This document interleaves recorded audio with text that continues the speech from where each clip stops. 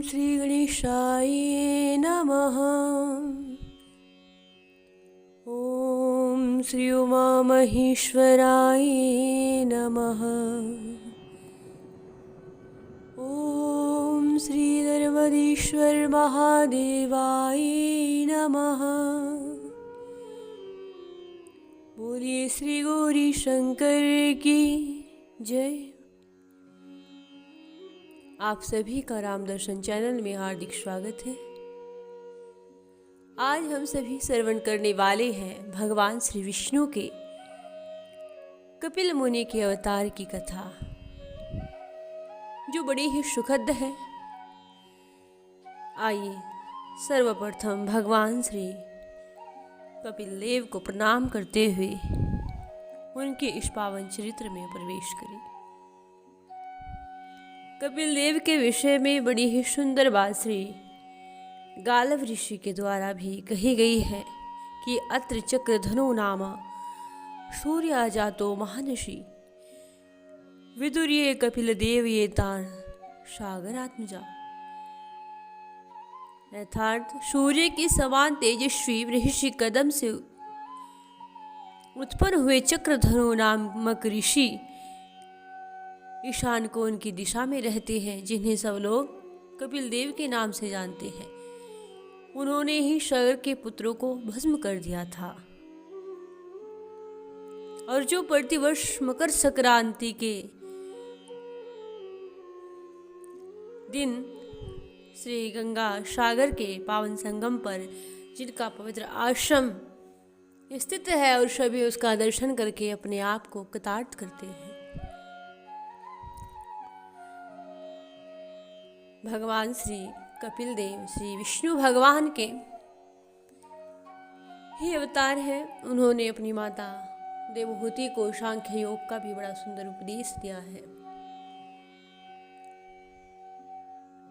भगवान श्री कपिल देव उपदेश देते हैं कि नान्यत्र मगवत प्रधान पुरुषे अश्रात आत्मा सर्वभूतानां भयं त्रिवम निर्वर्तते। अर्थात कि मैं ही साक्षात भगवान हूँ, प्रकृति और पुरुष का भी प्रभु हूँ तथा समस्त प्राणियों का आत्मा स्वरूप भी मैं ही हूँ। मेरे सिवा और किसी का आश्रय लेने से मृत्यु रूपी महाभय से छुटकारा नहीं मिल सकता। अब श्री कपिल देव जी की उत्पत्ति कैसे हुई, भगवान श्री विष्णु जी ने यह अवतार क्यों लिया, इसकी पावन कथा है कि सृष्टि के प्रारंभ में पादकल्प के स्वाभाविक मनुमन्वंतर की बात है। यह है कि लोक पिता में है ब्रह्मा जी ने सृष्टि संवर्धन के लिए चिंता थी, क्योंकि भगवान श्री विष्णु की आज्ञा जो थी कि सृष्टि का विस्तार करे, ब्रह्मदेव के लिए यही आज्ञा भगवान श्री विष्णु ने उन्हें दी थी। तो इसके लिए वे चिंतित थे कि किस प्रकार मैं इस सृष्टि को बढ़ाऊं। उन्होंने स्वाभाविक मनु को शत्रुपा से विवाह करने की प्रेरणा दी। अब ब्रह्मा जी ने अपने मानस पुत्र ऋषि कदम को भी प्रजा वृद्धि में लगा दिया। उनको भी यह आदेश दिया कि प्रजा की वृद्धि करो। अब ऋषि कदम ने पिता की आज्ञा स्वीकार की और बिंदुसर तीर्थ पर तपस्या करने लगे। अपनी चित्तवृत्तियों को एकार करके धारणा ध्यान से ऊपर समाधि में स्थित होकर के त्रिलोक्य वंदित शंख चक्र गदा पद्मधारी श्री हरि के भुवन मोहन सौंदर्य का दर्शन कर आपेतित हो रहे थे और उन्होंने 10 सहस्त्र वर्ष तक तपस्या में संलग्न रहे। एक दिन उनके हृदय पटल में जो छवि में धारण करके भगवान श्री विष्णु की ध्यान किया करते थे, वह छवि अदृश्य हो गई। अचानक से ऐसे हृदय से भगवान की वह ध्यान मूर्ति अदृश्य हो गई।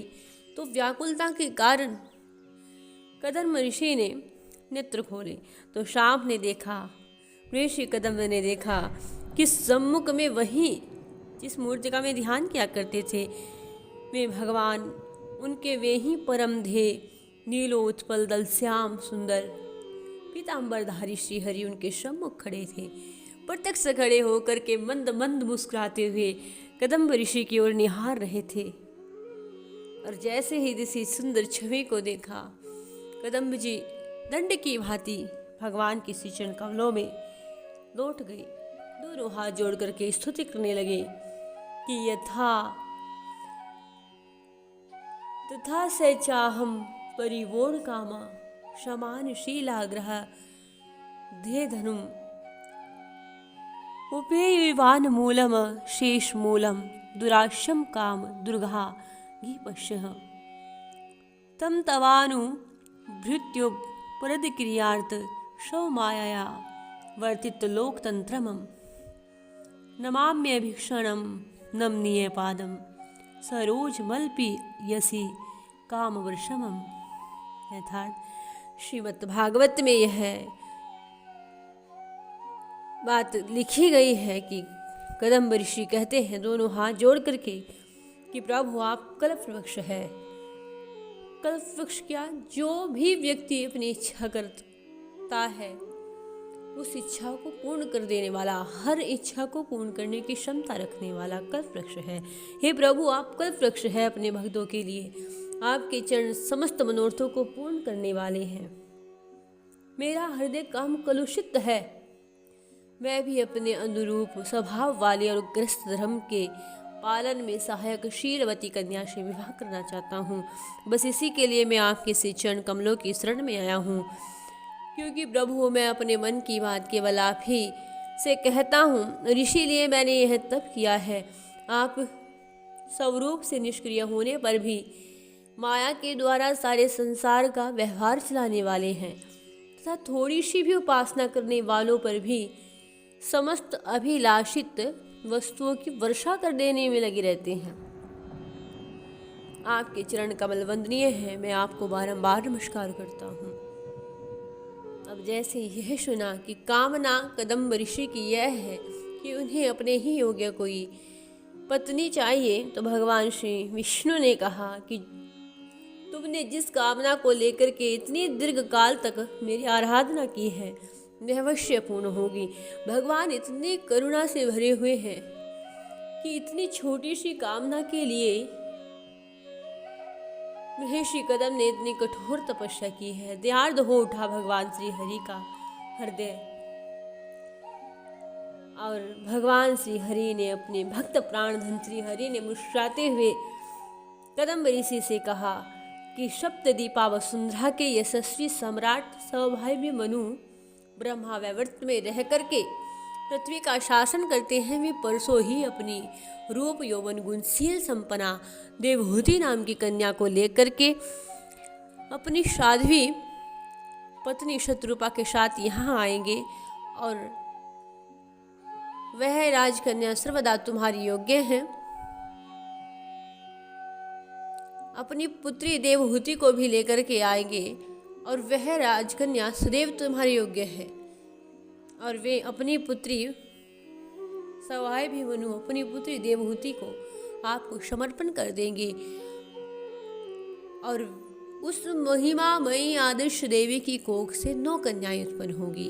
वे कन्याएं मरीचा आदि ऋषियों से विवाहित होकर के सृष्टि संवर्धन में सहायक होगी। और भगवान जी इतने करुणा के भरे हुए हैं, इतना वरदान देकर के भी श्रीहरि ने कहा कि तुमने इतनी कठोर तपस्या की है। तो भगवान श्री ने कहा क्या कि तत्वम च समय अनुष्ठाय निदेश मैं उस सत्तमम मयि तीर्था करता शेष क्रियार्थो माम प्रप्यस्ते सराह शव वंश कल्याम तव दीर्णेन महामुनि तव क्षेत्र देवहूत्या परिणेशस्य तत्वसहिताम।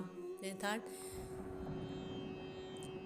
कि तुम भी मेरी आज्ञा का अच्छी तरह पालन करने से शुद्ध चित्त होकर के अपने सब कर्मों का फल मुझे अर्पण करके मुझ में ही प्राप्त होगे।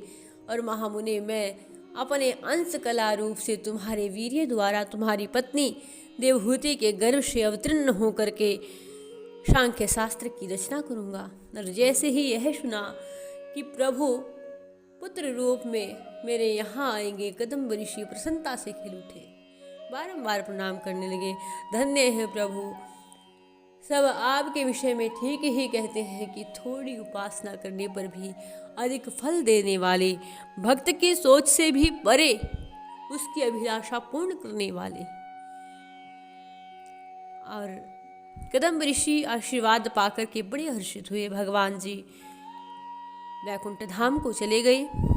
अब कदम्ब जी भगवान के द्वारा बताए गए उस दिन की प्रतीक्षा करने लगे कि कब मनु और शत्रुपा जी आकर के देवहूति जी के साथ उनका पावन विवाह कराएंगे। अब वह घड़ी आई कि सवाई भी मनु और शत्रुपा जी अपनी पुत्री देवहूति को लेकर के कदम्ब जी के आश्रम में पधारे हैं। जैसे ही कदम्ब जी के आश्रम में आए तो बड़ा ही आदर सत्कार किया। कदम्ब ऋषि ने, मनु जी ने बड़ी ही सुंदर स्तुति की ऋषि कदम्ब की। कहा कि आप जैसा तपोधन और कोई नहीं है, और मैं एक आकांक्षा, एक इच्छा अपने मन में रखता हूँ कि मेरी इस पुत्री का जो सर्वगुण संपन्न है आप पानी ग्रहण करें, इतनी कृपा करके हमें कृतार्थ करें। जैसे ही मनु जी ने यह अनुरोध किया तो कदम्ब ऋषि तो भगवान जी के द्वारा बताए हुए वचनों के अनुसार ही कहते हैं कि सहर्ष मुझे आपकी पुत्री स्वीकार है। और तब देवहूति जी का और कदम्ब जी का विवाह हुआ। अब देवहूति समस्त पतिव्रता धर्म के गुण से संपन्न है और भगवान की प्रेरणा से कदम्ब जी और देवहूति के गर्भ से 9 कन्याएं हुई सर्वप्रथम। और फिर वह शुभ घड़ी आई, वह परम पुनीत सन उपस्थित हुआ। जलाशयों और सरिताओं में निर्मल जल आ गया, शीतल मंद सुगंध समीर बहने लगी। निशाएं प्रसन्न हो उठी, पृथ्वी आकाश सर्वत्र अलौकिक आनंद छा गया। आकाश से सुगंधि में सुमन वृष्टि करने लगे और वह शुभ घड़ी आई। भगवान श्री कपिल देव जी के रूप में आज देवहूति के गर्भ से जन्म ले लिया है। बोलिए श्री कपिल भगवान की जय, कपिल देव की जय, श्री हरि की जय। आज भगवान देवाधिदेव श्री नारायण कपिल जी के रूप में देवहूति के आंगन में पधारे हैं और कपिल जी का दर्शन करने के लिए सभी आए। बड़ी ही सुंदर छवि है भगवान जी की। अब कुछ दिनों के बाद ही ऋषि कदम्ब ने भगवान की प्रेरणा से और ब्रह्मा जी के आदेशानुसार अपनी पुत्रियों का विवाह, जो 9 पुत्री थी उनका विवाह वृक्ष आदि ऋषियों से किया। कला नाम की कन्या का विवाह ऋषि मृति के साथ किया। अनसुईया नाम की कन्या का विवाह अत्रि जी के साथ किया। श्रद्धा अंगिरा को सौंप दी और हवि भू पुलत्स्य को सौंप दी। गति नाम की कन्या पुलह ऋषि को सौंपी और क्रिया कर्तु को ख्याति श्री भृगु जी को, अरुंधति श्री वशिष्ठ जी को समर्पित की। शांति नाम की कन्या अधर्वा ऋषि को श्रेय विधि समर्पित की। कन्याएं प्रसन्नतापूर्वक अपने अपने पतियों के साथ चली गई और बड़े ही आदर से वहां रहने लगी। अब कदम्ब जी बड़े हर्षित हुए कि भगवान श्री विष्णु की कृपा से उन्होंने अपनी कन्याओं का विवाह कर दिया है। अब जो कपिल जी ने विवाह के समय ही जब देवहूति माता से विवाह किया था तो कपिल जी ने, श्री कदम्ब ऋषि ने मनु जी से कहा था कि मैं तुम्हारी कन्या से विवाह करूंगा और संतान उत्पत्ति के बाद में तप करने के लिए, संन्यास धारण करके तप करने के लिए श्री हरि के दर्शना अभिलाषा मन में रखते हुए तप में संलग्न हो जाऊंगा और भगवान श्री हरि के श्री चरणों में ही लीन हो जाऊंगा। अब उन्हें अपना वह वचन याद आया और भगवान की प्रेरणा से कदम्ब ऋषि देवहूति माता के पास आकर के बोले कि अब वह समय आ गया है, अब मुझे संन्यास ले लेना चाहिए। अब मैं संन्यास धारण करके भगवान श्री नारायण की छवि को अपने मन में बसा करके उनके ही तप में संलग्न हो जाऊं। अब तुम भी मुझे आज्ञा दो, विदा दो। और ऐसा कह करके कदम्ब जी चल पड़े हैं भगवान श्री विष्णु के लिए, भगवान श्री विष्णु का दर्शन करने के लिए और उनकी तपस्या में लीन होने के लिए आज कदम्ब जी चल पड़े हैं। कदम्ब जी ने भगवान श्री कपिल जी की परिक्रमा की, क्योंकि जानते हैं कि ये कोई सामान्य पुरुष नहीं है, सामान्य पुत्र नहीं है, यह तो साक्षात मेरे परम आराध्य है भगवान श्री नारायण मुझ पर कृपावश यहाँ पधारे हैं मेरे पुत्र के रूप में। और भगवान जी की परिक्रमा करके, कपिल देव की परिक्रमा करके, उनको प्रणाम करके और उस छोटी सी बाल अवस्था वाली छवि को अपने हृदय में धारण करके चल पड़े हैं। कदम्ब ऋषि तप करने के लिए चले गए और इधर माँ देवहूति को श्री कपिल देव जी ने सांख्य योग का उपदेश दिया है। कहा कि हे माता, ज्ञान वैराग्य युक्तेन भक्ति योगेन योगिना शेवाय पाद मूल में परिविसित्य कुतो भयम एतावनेव लोक अस्मिन् पुंसा निशेषोदय तिरवेण भक्ति योगेन मनो में अर्पित स्थितम। अर्थात योगी जन ज्ञान वैराग्य युक्त भक्ति योग के द्वारा शांति प्राप्त करने के लिए मेरे निर्भय चरण कमलों का आश्रय लेते हैं। संसार में मनुष्य के लिए सबसे बड़ी कल्याण प्राप्ति यही है कि उनका चित्त तीव्र भक्ति योग के द्वारा मुझ में लगकर स्थिर हो जाए। और जैसे ही माता से यह उपदेश दिया है, सतयुग के प्रथम ऋषि अवतार भगवान कपिल देव अपनी माता देवहूति को भक्ति ज्ञान योग का विस्तृत उपदेश देते हैं और माता भी उन्हें गुरु भाव से ध्याती है, उनकी पूजा करती है, परिक्रमा कर बारंबार उनके चरणों में प्रणाम करती है और कहती है मैं धन्य हो गई इतने सुंदर पुत्र को प्राप्त करके। और भगवान श्री कपिल देव भी माता देवहूति को उपदेश दे करके भगवान श्री विष्णु की आराधना करने के लिए चले गए। और माता भगवान कपिल के चले जाने पर माता देवहूति ने भी उनके द्वारा उपदिष्ट ज्ञान में अपने चित्त को एकाग्र कर लिया और उन्होंने अल्पकाल में ही सिद्धि प्राप्त कर ली। माता देवहूति ने जिस स्थान पर सिद्धि प्राप्त की वही सिद्धपुर नाम से विख्यात हो गया। इधर भगवान कपिल देव भी अपनी माता से जैसे ही विदा लेकर के गए थे तो जाह्नवी जी के तट पर गए।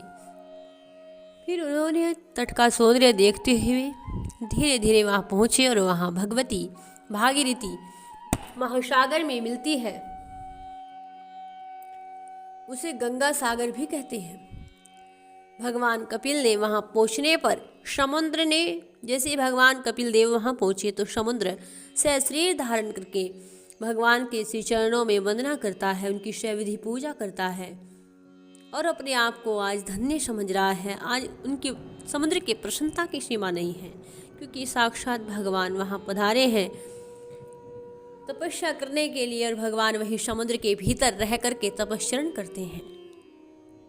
वर्ष में एक दिन मकर की संक्रांति के दिन समुद्र ने वहां से हट जाने का वचन दिया था, जिससे उस दिन वहां जाकर के दर्शन करने वाले अक्षय पुण्य प्राप्त कर सके। और राजा सगर के 60 सहस्त्र पुत्र अश्वा अन्वेषण के लिए धरती को खोदते हुए तपोमूर्ति भगवान कपिल के आश्रम पर पहुंचे और उनकी दर्शना करने पर उनके नेत्र की ज्वाला से भस्म हो गए। इतनी तप की प्रचंड तपोमयी ज्वाला निकल करके उन सगर के पुत्रों को भस्म कर दिया। भगवान कपिल सांख्य दर्शन के प्रवर्तक माने जाते हैं और भागवत धर्म के मुख्य 12 आचार्यों में से एक है। भगवान कपिल देव का एक नाम चक्रधनु भी है। तो इस प्रकार हम सभी ने आज भगवान श्री विष्णु के कपिल अवतार की इस पावन कथा को श्रवण किया है, जिसके श्रवण मात्र से श्री लक्ष्मी नारायण की कृपा हमेशा उस भक्त पर बनी रहती है जो इस चरित्र को गाते हैं कि किस प्रकार कपिल देव भगवान कदम्ब ऋषि के और माता देवहूति के यहाँ पधारे हैं। किस प्रकार उन्होंने अपनी माता देवहूति को सांख्य योग का सुंदर उपदेश दिया। तो यह सभी कथा हमने श्रवण की है जो बड़ी ही पुण्यप्रद है। बोलिए श्री कपिल देव भगवान की जय, श्री लक्ष्मी नारायण देव की जय।